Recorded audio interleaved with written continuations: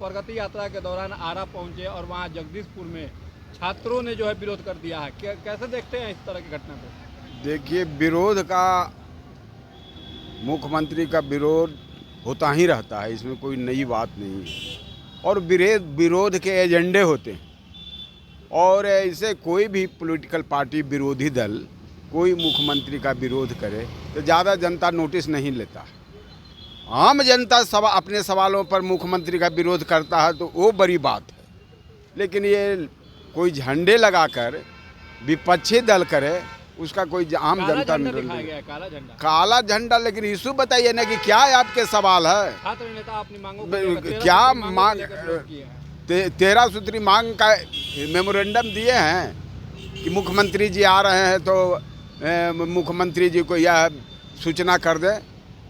तो बिना एजेंडा के 13 सूत्री मांगों पर हम कर रहे हैं तो पॉलिटिकल पार्टियां हैं ये अपना करती है। पर वो वहाँ छोड़िए ना, भोजपुर के बाद छोड़ दीजिए,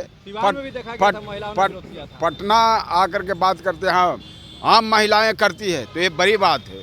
तो समझिए कि सत्ता और मुख्यमंत्री का ग्राफ गिर रहा है, जनाधार गिर रहा है। अब आप झंडे लेकर कर रहे हैं, कोई नोटिस लेने वाला नहीं है। क्या कुछ कहेंगे? विरोध किया गया है, आप लोग तो जन अधिकार पार्टी में हैं और पप्पू यादव लगातार आंदोलन करते रहे हैं, तो कैसे देखते हैं मुख्यमंत्री नीतीश कुमार के इस विरोध को? देखिए, स्पष्ट है कि जिस प्रकार बिहार के छात्रों के साथ आप लोगों ने देखा, जिस प्रकार की बर्बरतापूर्ण कार्रवाई सरकार के द्वारा की गई, हालिया दिनों में जो परीक्षाएं हुई हैं जितनी भी, या इनके पूरे कार्यकाल में नीतीश कुमार जितने दिन से लगातार सत्तासीन हैं, कोई भी एग्ज़ाम फेयर अभी तक नहीं हो पाया। यह बहुत ही चिंता का विषय है बिहार के संदर्भ में।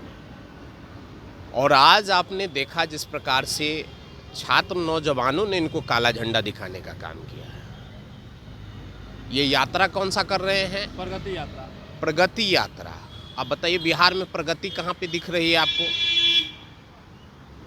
लोग भूखे, बेरोजगारी, कंगाली, भ्रष्टाचार में आकंठ डूबा हुआ है। यहाँ का पूरा सिस्टम उससे पीड़ित होकर, आहत होकर जिस प्रकार से बिहार के बच्चों के साथ जो बिहार का बड़ा बड़ा जो आयोग है,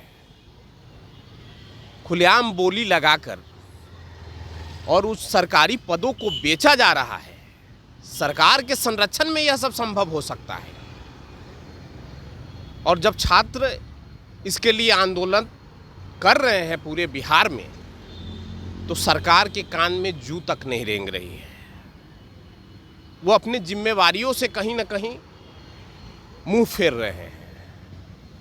तो निश्चित तौर पे पूरे बिहार में इस बात को लेकर बड़ा आक्रोश है कि जिस प्रकार से छात्रों के साथ बर्बरतापूर्ण कार्रवाई की गई, जबकि उनका मांग जायज़ था कि फेयर एंड फेयर एग्ज़ाम करा लो। वो कुछ और तो नहीं मांग रहे थे, बस सिर्फ इतना ही कह रहे थे कि फेयर एंड फेयर करा दीजिए। यदि हम में काबिलियत होगी तो हमारा सिलेक्शन होगा, अन्यथा हमारा सिलेक्शन नहीं होगा। सवाल तो वाजिब था, लेकिन जिस प्रकार से सरकार और आयोग के मिलीभगत से पूरे पदों को बोली लगाकर बेच दी गई थी, तो उसमें छात्रों के साथ न्याय होने की उम्मीद तो बिल्कुल भी नहीं है कहीं से। इसलिए छात्र नौजवान आक्रोशित हैं कि नीतीश कुमार जी, आप इतने वर्षों से लगातार सत्तासीन हैं, बिहार के गद्दी पर बैठे हैं। अब किन सवालों को लेकर बिहार में सत्ता में आए थे? आपने कहा था कि हम सत्ता में आएंगे तो बिहार से बेरोजगारी को मिटा देंगे, बिहार से पलायन मिट जाएगा। आज आप देख रहे हैं ना, ट्रेनें भर भर के जा रही है ना, दूसरे प्रदेश में लोग जा रहे हैं बिहार के। यही नीतीश कुमार ने कहा था 2005 में, क्या कहा था कि हम पलायन रोकेंगे, यह मेरी पहली प्राथमिकता होगी। लोगों को 2 जून रोटी के लिए देश प्रदेश में नहीं जाना पड़ेगा, जहां भाषावाद, क्षेत्रवाद के आधार पर उनको अपमानित, प्रताड़ित होना पड़ेगा। तो निश्चित तौर पे बिहार के आप छात्रों के बीच सिर्फ देख रहे हैं, नौजवानों के बीच आक्रोश देख रहे हैं। इतना ही नहीं है, बिहार के किसान भी, मजदूर भी, महिलाएं भी, नियोजित लोग भी, या जितने भी लोग हैं वो खुश नहीं है कहीं से भी सरकार। और इस सरकार का ये नौटंकी ढकोसला नहीं है तो और क्या है? कौन सा प्रगति आपने कर दिया बिहार का? कौन सा प्रगति यात्रा पर आप निकले हैं? आपको दिखाई भी देता है क्या? जहां सड़कें टूटी हुई है वहां पे आप पर्दा लगवा देते हो। यही व्यवस्था है, यही प्रगति है। किसका प्रगति करने आप चले हैं? तो आपने सिर्फ सत्ता के लिए अपनी प्रगति की है, अपने लोगों को लाभ पहुंचाने की प्रगति आपने किया है। आप पे सीधा आरोप है कि आप जहां से आते हैं, जिन जगहों का प्रतिनिधित्व किया है, जिस सरकारी समाज का प्रतिनिधित्व किया है, उनको आप स्पष्ट रूप से, खुले रूप से लाभ पहुंचाने का काम कर रहे हैं। यह देख रही है बिहार की जनता। निश्चित तौर पे इसका जवाब की शुरुआत हो चुकी है। यह वर्ष चुनावी वर्ष है। आपको देखने को मिल जाएगा कि नीतीश कुमार ने जो बिहार के साथ जो जिस तरह की व्यवस्था बनाई है, इसका जवाब निश्चित तौर पे बिहार की जनता देगी। चलिए, अभी हमारे साथ जन स्वराज के भी नेता है। अभी जैसा कि इन्होंने कहा कि जो है 2025 में जनता जवाब देगी, चुनावी साल है, तो क्या लग रहा है कि आज के इस विरोध का कितना असर पड़ेगा विधानसभा चुनाव में? विधानसभा चुनाव में बिहार के मुख्यमंत्री पुराने पड़ गए। अब जनता तो बदलना चाहती है और नीतीश कुमार 2025 में बदले भी जाएंगे, ये जाहिर सी बात है, क्योंकि जनता इनसे उब चुकी है और विरोध तो होगा ही, इनका विरोध होता ही रहता है। लेकिन अब ये मुख्यमंत्री के लायक नहीं रहे, याददाश्त कमज़ोर हो गई है इनकी। बोलते बोलते बोलना है कुछ, बोलने लगते हैं कुछ। तो अब जनता भी सोच रही है कि इनको एकांतवास की ज़रूरत है और 25 में बदल देना चाहिए। इस मूड में बिहार की जनता आप लोग राजगीर भी भेजने की बात कर चुके हैं। हाँ, वो तो एकांतवास में मैंने इनको रिटायर कर देना है अब। यानी श्रमजीवी से राजगीर? हाँ, राजगीर उनको तो जाना ही है, वो अपने चले जाएंगे खुद। अभी है, चलने लायक है, खुद ट्रेन पकड़ के चले जाएंगे। यानी कुल मिलाकर विरोध का असर दिखेगा विधानसभा? हाँ, विरोध का तो असर दिखेगा। इसलिए आज प्रगति यात्रा के दौरान मुख्यमंत्री नीतीश कुमार का जो है आरा में वो जब थे तो जगदीशपुर से काफिला उनका गुजर रहा था और उस समय छात्रों ने अपनी मांगों को लेकर विरोध किया है, बाकायदा काला झंडा तक दिखाया गया है। कैसे देखते हैं इस तरह के विरोध को? आरा में प्रगति यात्रा के दौरान बिहार के लोकप्रिय मुख्यमंत्री श्री नीतीश कुमार पर जिस हिसाब से अपमानित करने के उद्देश्य से एक सुनियोजित तैयारी के साथ वहाँ के जो स्थानीय सांसद हैं,